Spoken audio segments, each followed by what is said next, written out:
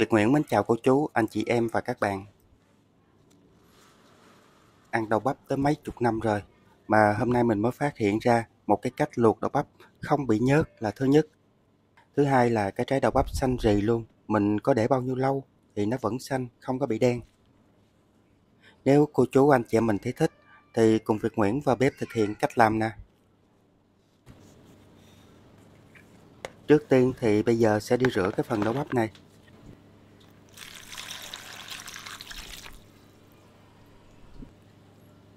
Cho nước vô rồi, bây giờ mình cho tí xíu muối vô. Tại vì cái trái đậu bắp nó có nhiều cái lông tơ, mà mình rửa không kỹ thì những cái tạp chất cũng như là côn trùng rồi thuốc trừ sâu nó còn đọng lại rất là nhiều. Cho nên là mình sẽ cho muối vô, rồi anh chị em mình khuấy nó như vậy nè, để những cái tạp chất nó được thải hết ra bên ngoài. Bây giờ mình sẽ ngâm cái đậu bắp này trong nước muối khoảng 5 phút. Đậu bắp là một loại rau củ rất là nhiều dinh dưỡng, cung cấp rất là nhiều loại vitamin và các khoáng chất cho cơ thể. Cụ thể là trong 100 gram đậu bắp có khoảng 33 calo, 1.9 protein và 3.2 chất xơ, 82 mg canxi, 299 mg kali và các nhóm như vitamin B2, B3, B5, B6.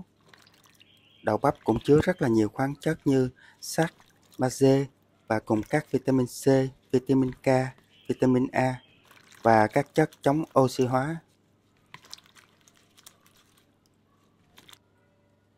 Bây giờ mình sẽ chuẩn bị nước để đi luộc cái phần đậu bắp. Cho vô ít nước thôi. Tiếp theo là 1 muỗng cà phê đường. Đường nó có nhiệm vụ là làm xanh cái trái đậu bắp. Trong quá trình mình luộc nó sẽ không có bị đen. Anh chị em mình khuấy lên cho cái phần đường này nó tan ra. Tiếp theo là khoảng chừng nửa muỗng cà phê dầu ăn. Dầu ăn nó sẽ làm cho bóng mượt cái trái đậu bắp. Trong cái quá trình mình có để lâu thì cái trái đậu bắp nó cũng không có bị khô. Và nó sẽ giữ cho cái màu xanh được tươi lâu nhất luôn. Mình cho vô cái phần nước này khoảng chừng nửa muỗng cà phê dầu ăn thôi. Khi muốn luộc đậu bắp mà không bị nhớt anh chị em mình phải nấu cho cái nồi nước này nó sôi lên. Nước nó sôi rồi, bây giờ mình sẽ cho đậu bắp vô. Có cái nồi điện mini này nó rất là tiện lợi, mình nấu nướng cái gì ít ít mình cứ cho vô luôn, khỏi cần phải củi lửa chỉ mất công. Đây sẽ là một bí quyết mà khi mình luộc đậu bắp không bao giờ nó bị nhớt. Việt Nguyễn sẽ sử dụng cái giấm chuối. Mình không có giấm chuối thì giấm gạo hoặc là giấm nào cũng được nha. Cho vô khoảng chừng 1 muỗng hoặc là 1,5 muỗng là được. Với cái lượng nước là 800 ml ở trong nồi thì mình cho vô khoảng chừng 1,5 muỗng canh giấm. Nó cũng sẽ không làm cho cái món ăn của mình bị chua. Bây giờ Việt Nguyễn sẽ đậy nắp lại và mình sẽ nấu khoảng chừng 3 đến 4 phút, tùy theo là mình thích cái độ chín nhiều hay ít nha.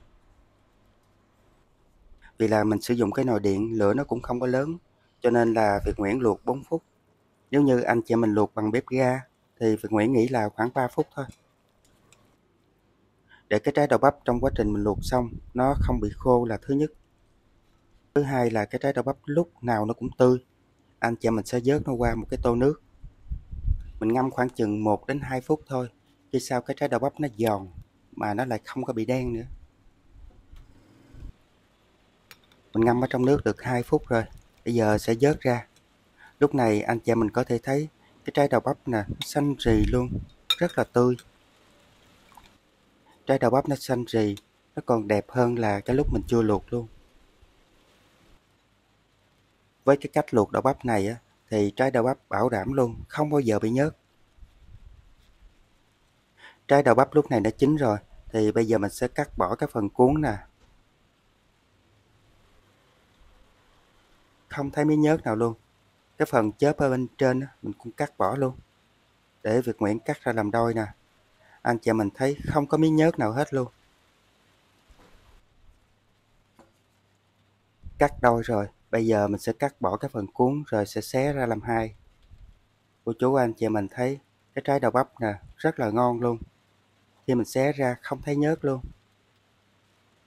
Với cái cách luộc đậu bắp này thì mình để cả ngày nó vẫn tươi rói, không có bị đen.